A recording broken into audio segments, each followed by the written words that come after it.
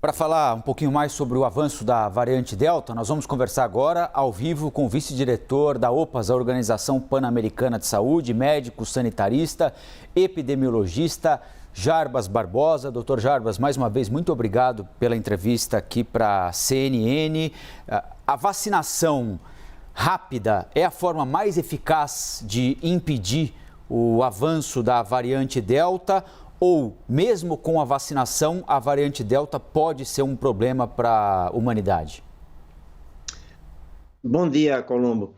É preocupante o avanço de qualquer variante de preocupação, né, como nós chamamos, porque essas variantes, elas podem ter, e a Delta com certeza tem, uma maior capacidade de se transmitir, ou seja, ela acelera a dispersão do vírus. E com isso a gente pode ter novos picos ocorrendo em países, mesmo em países que nesse momento aparentam ter uma situação de controle. É só a gente olhar aqui nos Estados Unidos o que ocorreu, né? Depois de vários meses, aparentemente com controle, a gente começa a ver um crescimento importante da transmissão, principalmente nos estados, aqui nos Estados Unidos, que tem a menor cobertura vacinal.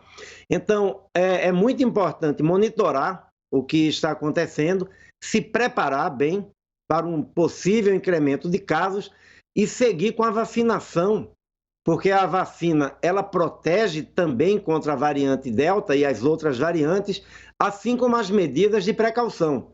Colombo, a máscara protege contra todas as variantes. Evitar aglomerações em lugares fechados protege contra todas as variantes. Então, é muito importante manter essas medidas para que a gente consiga evitar um crescimento ainda maior dos casos.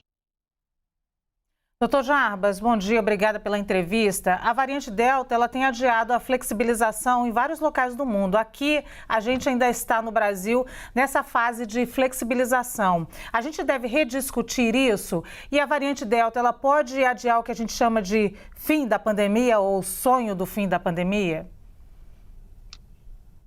Bom dia, Luciana. O processo de reabertura, ele deve ser, primeiro, muito bem informado, né? É preciso testar amplamente, e isso, a grande maioria dos países da América Latina tem tido um desempenho que não é o ideal, né? O ideal é que a gente tenha, no máximo, 5% de positividade, ou seja, de cada 100 testes realizados de PCR ou de antígeno, a gente tem no máximo 5 positivos. Por quê? Quando a gente tem 30% de positividade, 40%, significa que a gente está testando pouco. Significa que, na verdade, vários casos estão passando sem serem conhecidos. Então, tem que testar muito, tem que monitorar bem a média de casos, a média semanal de mortes, o nível de ocupação dos leitos em UTI, em hospitais, e ir fazendo com que esse processo de reabertura seja gradual, bem planejado, começando pelas atividades mais essenciais e tendo todo o cuidado para deter ou mesmo retroceder alguns passos caso se detecte que começa a haver novamente um incremento do número de casos. Todos os processos de reabertura que a gente acompanha até agora, na Europa, nos Estados Unidos, no Canadá, nos países da América Latina, eles contam a mesma história, né? Não há um processo ainda definitivo, né? Porque a pandemia não acabou. Então é preciso monitorar e ajustar essas medidas de acordo com a situação epidemiológica. A variante Delta e outras variantes que podem surgir são um desafio. Até aqui, as vacinas continuam protegendo, mesmo contra essas novas variantes, principalmente para formas graves, para hospitalizações, para mortes. Mas isso pode mudar no futuro, porque é um processo completamente ao acaso. Então, o controle da transmissão no mundo inteiro é o melhor caminho para que a gente evite que novas variantes ainda mais perigosas possam surgir.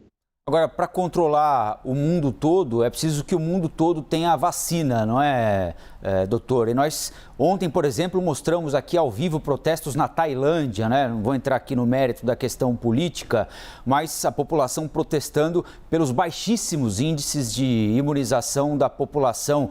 Pouco mais de 6% dos tailandeses com a segunda dose até agora. Então, há países em que a imunização até agora é quase que irrisória, né? O senhor acha que o mundo falhou nessa tentativa de distribuir de forma minimamente justa as vacinas para enfrentar a pandemia? O mundo falhou e continua falhando. Eu acho que tivemos boas notícias nas últimas semanas, depois da reunião do G7, depois de apelos fortes que nós da OPAS, a OMS, tem feito, nós começamos a ver um maior volume de doações de vacinas para o mecanismo COVAX, né? Os Estados Unidos fizeram doações importantes que nós, pelo nosso fundo rotatório, já distribuímos alguns milhões de doses dessas doações.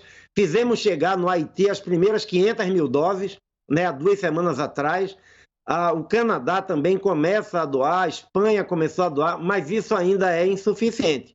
Alguns países, na América Latina, a média da América Latina está ao redor de 16% só de cobertura vacinal, ou seja, ainda não completamos sequer a proteção dos grupos mais vulneráveis, que devem representar 20% da população. Mas para pensar em controlar a transmissão, Colombo, nós ainda não temos um número definitivo, mas os vários modelos falam em pelo menos 70% a 80% de cobertura vacinal. Ou seja, eu estou falando de vacinação completa, primeira e segunda dose, porque é algo também que não se pode facilitar. Contra a variante Delta, a proteção da primeira dose somente é pouco maior de 30%, ou seja, é muito baixa. Para alcançar, então, a proteção, a gente está falando aí pelo menos 70% a 80%, e já tem alguns modelos que elevam isso para 90%, o que vai ser um desafio tremendo, porque vai exigir também vacinação de adolescentes e provavelmente de crianças no futuro.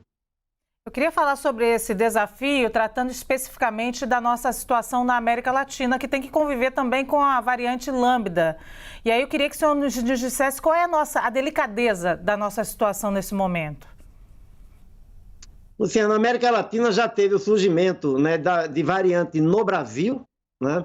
E aqui é uma variante de preocupação, e temos agora a variante Lambda, foi identificada no Peru, em alguns outros países da América Latina, mas por enquanto ela faz parte de uma categoria que a OMS chama de variantes de interesse e não de preocupação. Por que de interesse? Porque tem que ser monitorada, né? E por que não é de preocupação ainda? Porque não se confirmou que ela tem uma capacidade de transmissão mais acelerada ou de produção de um maior número de casos graves. Isso encontra-se sob observação. Nos países em que ela foi identificada, países com bons sistemas de vigilância, como o Chile, a Lambda não parece acelerar a transmissão do vírus como faz a variante Delta. Mas isso ainda é inicial, precisa ser monitorado. Uma coisa é certa, quanto mais a gente deixa o vírus circular de maneira natural, porque essa é a característica dos vírus de uma maneira geral, a chance de aparecer novas variantes vai crescendo. E como é completamente ao acaso essas mudanças, os vírus, essas novas variantes podem ser potencialmente mais perigosas, porque elas podem acelerar a transmissão, elas podem ter a capacidade de produzir mais casos graves. Vice-diretor da OPAS, a Organização Pan-Americana de Saúde, médico sanitarista, epidemiologista Jarbas Barbosa. Doutor, mais uma vez, muito obrigado pela atenção aqui com a CNN e até uma próxima. Eu que agradeço. Bom dia. Bom dia. Obrigada, bom trabalho.